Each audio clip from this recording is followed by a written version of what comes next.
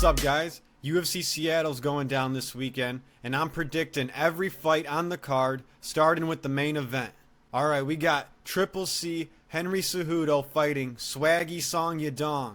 I'm going Song Yadong for a couple of reasons. One, he's got power in his hands. Two, he's been way more active. And three, he's way younger. Triple C Henry Cejudo, he's 38 right now. Hasn't been fighting as much as he used to, that's for sure. He retired in 2020, came back for 2 fights. Looked alright, but not the same as he was before. Song Yadong, in my opinion, is moving up, getting better. Henry Cejudo should be on the decline.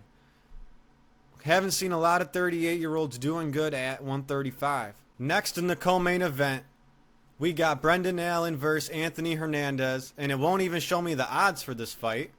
That's odd. But I'm going Anthony Hernandez. They're both good grapplers, but the difference between these two is Anthony Hernandez goes for the kill. That's really what it comes down to, and I think he's got better striking. If Anthony Hernandez takes you down, he'll go for elbows, ground and pound, try to choke you. If Brendan Allen takes you down, he'll go for chokes. He does that, but he won't go for much ground and pound. He might just lay and pray.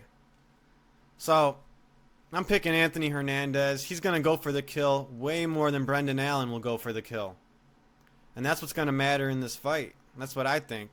Next up, Rob Font versus Gene Matsumoto. Rob Font was supposed to fight Dominic Cruz, but he's not fighting Dominic Cruz no more. He's fighting some young 25-year-old. Good fighter. I think he's undefeated. But I'm going Rob Font. Styles make fights. And I think if Rob Font can get his game going, he can out-jab, outbox Matsumoto. He's got a long reach. So yeah, styles make fights. I got Rob Font outboxing, using his range, and playing his game against Matsumoto. Next up, another good fight. Gene Silva versus Melsik Baghdasaryan. Gene Silva is a killer. He throws stuff from everywhere. I'm going Gene Silva. If you didn't see his last fight, what he did to Drew Dober's eye, you gotta look that up. I've never even seen Nate Diaz's eye look like that. So this guy Gene Silva, he bruises people up. He throws spinning elbows. He throws strikes out of nowhere. He takes risks. You can't predict what he's gonna do. He always changes the pace of the fight. And he can fight in several different styles. So he can adapt. I'm going Gene Silva. He's on a hot streak right now. You can't deny it. Next up, we got a light heavyweight bout. Alonzo Menifield versus Julius Walker. Damn, I don't know. This is a tough one right here because this is Julius Walker's UFC debut. He's 6-0. He's athletic. And Alonzo Menifield, he's a gamble. Sometimes he closes his eyes and swings for an overhand bomb. He gets knocked out, but he also gets knockouts. But right now, he's not on a hot streak. I'm going with the new UFC debut fighter, Julius Walker. If he can fight smart and avoid all those overhand punches from Menifield, I think he can do it. Alright, here's a better fight. Ian Cutelaba versus Ibo Aslan, also known as Turkish Power. If you've seen his last fight, you'll know he has real Turkish power in those hands. Cutelaba's been through some wars. He's had a rough last few fights. I'm going Ibo Aslan. All the momentum's on his side. Dangerous striking. Power in both hands. I seen it. He knocked out his last opponent in a minute. I'm riding with the hype. Ibo Aslan, Turkish Power, whatever you call him. I'm picking him. I think this fight's going to be lights out for someone. For sure. I don't think it's going 3 rounds. Next up is a hard fight to choose. Andre Fili versus Melt Costa. Now, I haven't seen too many of Melt Costa's fights. But I've seen Andre Fili's fights. And he doesn't usually win the big ones. I can't pick Andre Fili. He might have more skills. He might. He might have more experience. But Melt Costa, he's the favorite here. I don't have much faith in Andre Fili. They say Melt Costa's a grinder. Good boxing. Good on the ground. That should be enough to beat Andre Fili for me. I think that's enough to beat Andre Fili. I mean, I know his last win, Andre Fili just beat Cub Swanson. But that's Cub Swanson. I'm going with the younger fighter, Melt Costa. Motherfucker, this fight is hard. I think Melt Costa's just going to want it more. I think he's going to push forward more, and he might take it. You know what it is? I think Costa's more confident. He's got to be. Andre Fili's had more losses in his career. He's had too many ups and downs. I'm going Costa. Let's see it. All right, now we got Ricky Simón versus Javid Basharat. Basharat, he plays it a little too safe. Ricky Simón is more of a fighter in my eyes. He goes for it. He pushes forward.